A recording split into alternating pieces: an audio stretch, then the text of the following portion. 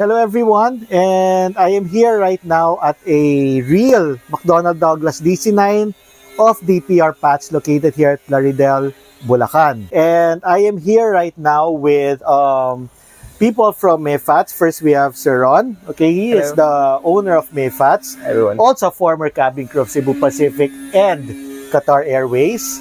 Right? And we have two students of Mayfats. Now, as you all know, safety demo is a very important part in preparing passengers for a flight because safety is everything. But sadly, it is also the most disregarded part. I mean, you see people, pag nagsa-safety demo cabin crew, you see people, just, still on their cell phones or sleeping or what. But this is very important. And we will explain why each step of a safety demo is very important and why you have to pay attention to it.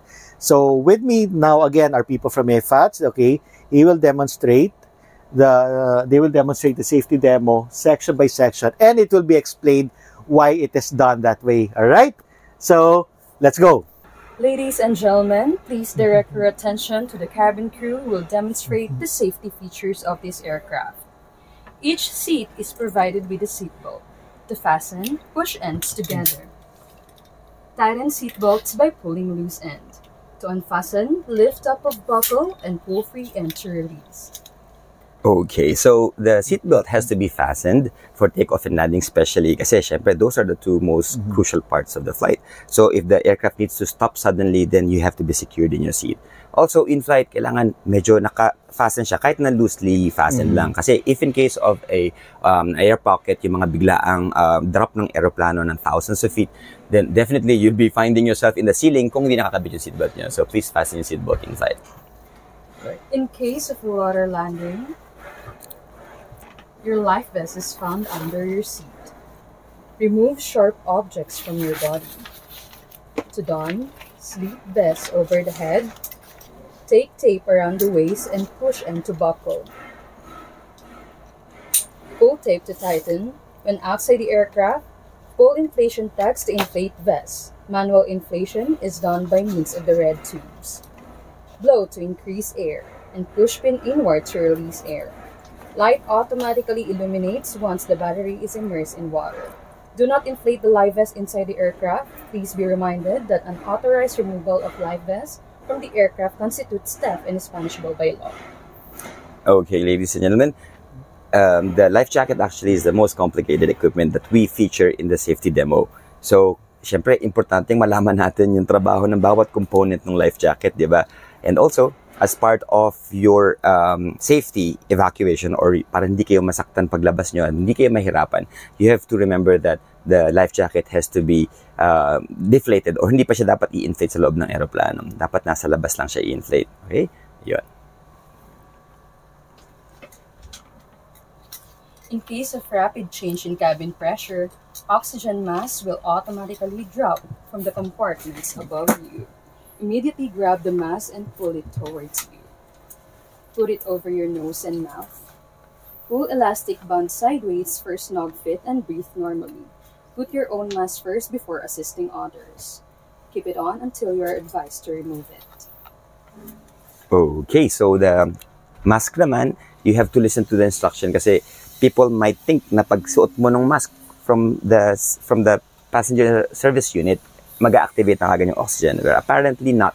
Kapag nilagay mo na siya ng basta-basta, wala siyang flow of oxygen. So instead na matulungan ka to breathe easily, syempre masasuffocate ka lalo. So you really have to pull it sharply, dun palang mag-activate yung oxygen flow.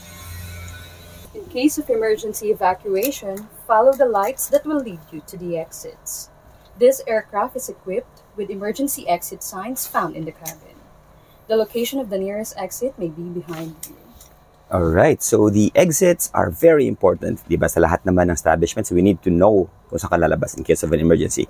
Now, the aircraft is equipped with the light system para makita mo kahit na sa dilim, kahit na smoke-filled yung cabin, where to actually exit. And minsan, as human beings, syempre, nakatingin na tayo lagi sa harapan, di ba? We might be forgetting na baka ang pinakamalapit na exit nasa likod ko lang. So, always need to pay attention where the nearest exits are. For further information, please refer to the passenger briefing card found in your seat pocket. Alright, so for those of us who are not fond of listening or who cannot pick up things through audio or visuals, then definitely the safety instruction card will help you kasi sobrang detailed nito at wala naman siyang ganong words eh. Titingnan mo na yung pictures, so kahit na hindi ka sanay magbasa or those people who might be having trouble reading, walang problema kasi it's all pictures. We thank you for your attention and wish you all a safe and happy flight. Alright, so we were able to explain the importance of the safety demo. And Sir Ron, what's the importance of why we ask passengers to put their seats in upright position, tray stowed,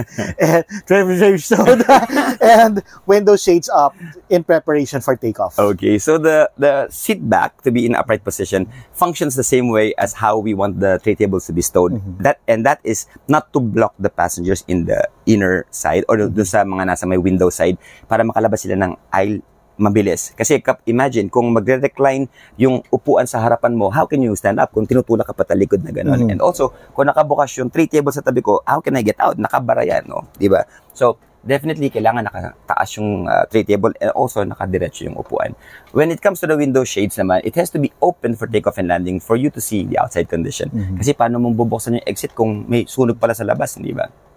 Yes, that's why the safety demo is very important, because this is not just for show, but for your safety. And everything here, everything they did has a purpose that really contributes to safety. And Sir may also add up about the life jacket. There are real incidents wherein people lost their lives because they inflated their life jackets inside the aircraft. True. I think that's an Ethiopian Air 767. Forgot where, but nasa ceiling sila umabot. Yes, no? they couldn't exit because the water is seeping inside, naka-inflating life jackets.